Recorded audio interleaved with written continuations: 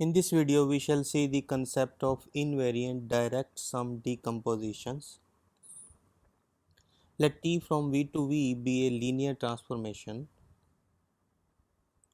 and let V be the direct sum of W1, W2, Wr, and these Wi's are such that T of Wi is contained in Wi. That means these Wi's are T invariant. So we can take the restriction of T to Wi. So let Ti be the restriction of T to Wi. That means Ti from Wi to Wi defined in this way is a linear transformation. Now we say that T is the direct sum of Ti and write it as T equal to T1 direct sum T2 direct sum Tr. If such a thing happens, we say that T is the direct sum of this Ti, and this expression 1, which is decomposition of V into Wi's, this is called T invariant direct sum decomposition of V. Let us understand this thing with this example. We are taking V as direct sum of two subspaces U and W. Dimension of V is 5, dimension of U is 2, and dimension of W is 3. B1, which is containing two vectors U1, U2, it's a basis of U, and B2 containing these three vectors W1, W2, W3 is a basis of W. Suppose U and W are T invariant. Let T1 be the restriction of T on U and T2 restriction of T to W. So when we apply T1 on U1, first basis vector, then this will be again in U. So this T1 U1 can be written as a linear combination of U1 U2. So suppose T1 U1 is A11 U1 plus A12 U2. Similarly, suppose T2 of U2 is A21 U1 plus A22 U2. So matrix of T1 with respect to this basis B1 is, first column will be A11 A12, this is corresponding to T1 U1, and this is second column corresponding to T2 U2. So this is matrix, this let us call it A, this is matrix of T1 with respect to basis B1. Now when we apply T2 on first basis vector W1, because T2 is restricted to W now, so T2 of W1 is again an element of W. So we can write down this one as a combination of W1, W2, W3. Similarly, T2 of W2 and T2 of W3. So matrix of T2 with respect to this basis B2 is this one. This is first column corresponding to T2 W1. This is corresponding to T2 W2, and this is corresponding to T2 W3. Let us call this matrix B. Now this B1, if we unite these two bases B1 and B2, this becomes a basis of V, because V is direct sum of U and W. So now we will apply T map on these 5 basis vectors.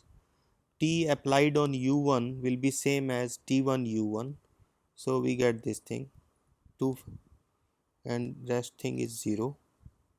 T of U2 is same as T1 of U2. So this thing plus rest thing is 0. T of W1, when we apply T on W1, it is same as T2 of W1. So this first factor comes to be 0 and this second, and like that. So now what is base matrix of T with respect to this basis? This is equal to, this first block comes from T1 and this second block comes from T2. So this we call A, call B. Actually this B and this B is not same, just this is basis and this is this matrix. So matrix of T with respect to this basis is this block matrix. First block comes to the first factor W1. This second block comes for the second subspace W2 and so on. So we can generalize this concept when V is direct sum of many T invariant subspaces in this theorem. We shall not prove this. So suppose V is direct sum of R subspaces, each Wi is T invariant, and if Ti is restriction of T to Wi and Ai is the matrix of Ti, then we can write T by this block diagonal matrix A1, A2, AR. So M will look like this way. First block A1 corresponding to the first subspace W1, then A2 and so on AR. Rest thing will be 0. Do remember these are not single elements, these are itself matrices. They can be of any order, depends the order of A1 will depend what is the dimension of W1. The order of A2 will depend what is the dimension of W2 and so on.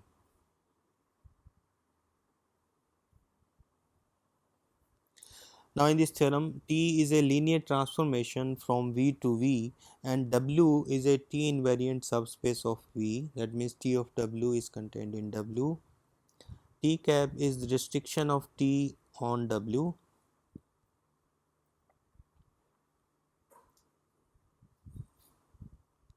Now what we have to show that if we take any polynomial fx and take this transformation ft cap and apply on W, then it will be equal to same as ftw. This thing we know that T of W or T cap of W is same as T of W because T cap is restriction of T on W. So this theorem says that if we take any polynomial fx, then ft cap applied on W is same as ftw. And second thing we have to prove is that minimal polynomial of T cap divides the minimal polynomial of T.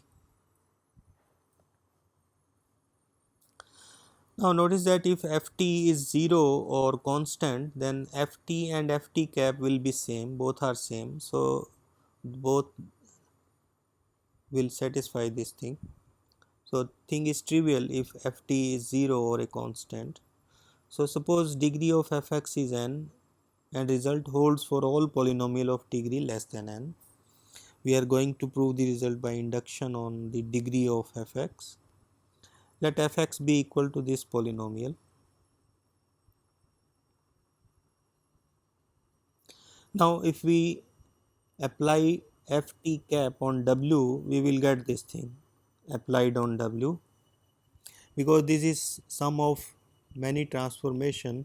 So we can take this one as one transformation up to here and this one as second transformation. By induction, this is now a polynomial of degree n minus 1. So by induction we can replace t cap by t here up to here. This a and t cap raised to power n can be broken in two transformation, a and t cap n minus 1 and t cap. But t cap of w is same as tw, and this is again a polynomial of degree less than n. So we can use the induction. So t cap n minus 1 is same as a and t n minus 1. So we have replaced the whole t cap with t now. So ft cap of w is same as ftw. Second thing, we have to show that minimal polynomial of t cap divides the minimal polynomial of t. So let mx denote the minimal polynomial of t. Now we have just proved that mt cap w will be same as mtw, but mt is 0 because mx is minimal polynomial of t. So we get 0 transformation applied on w, that is 0. This is true for any w. So because empty cap is killing all w, so that means t cap is a root of mx, means empty cap itself is a zero transformation on w. So t cap is a root of mx, and so minimal polynomial of t cap divides mx. In this theorem, T is a linear transformation from V to V, and V is direct sum of U and W. T1 is the restriction of T to U, T2 is the restriction of T to W. So T is, and these U and W are T invariant. So T we can write down as T1 direct sum T2. What we have to prove that if we have minimal polynomials mx, m1x and m2x, mx is minimal polynomial of t, m1x is minimal polynomial for t1, and this is minimal polynomial for t2, then we have to show that mx is the LCM of these two. And second thing, we have to show that characteristic polynomial of t is the product of characteristic polynomials of t1 and t2. Two things we have to prove in this theorem.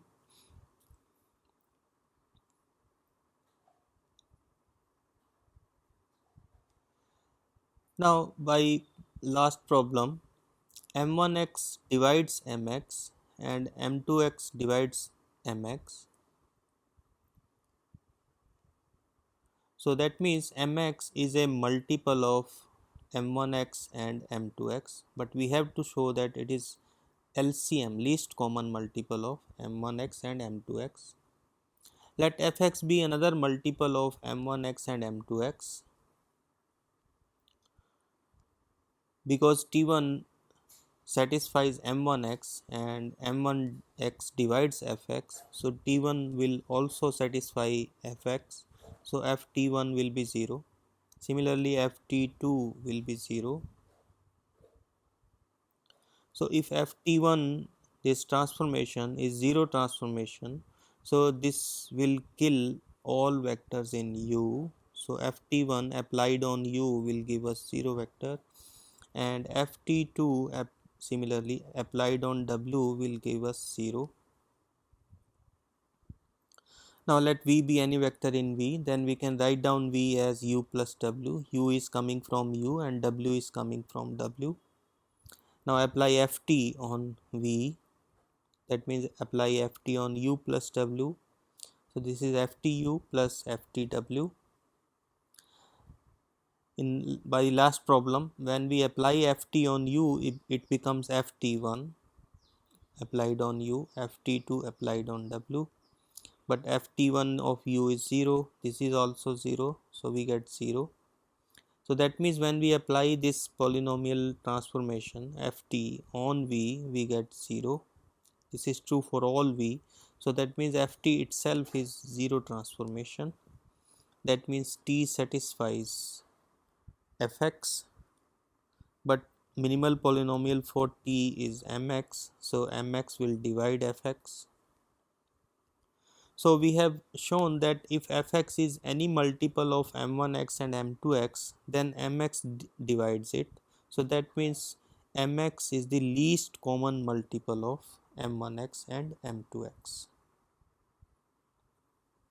Second part, by theorem 10.5, we can have a matrix representation of T in this way, in block form, where A and B are matrices corresponding respectively corresponding to T1 and T2. Then characteristic polynomial for T is delta x, this is xi minus m.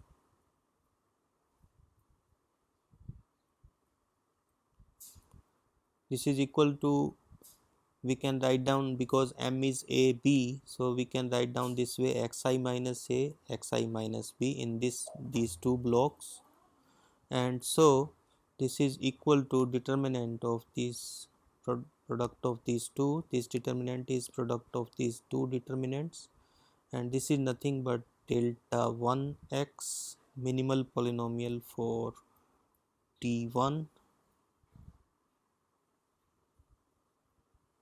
minimal polynomial for this t1, and this is minimal polynomial for t2. So delta 1x, delta 2x.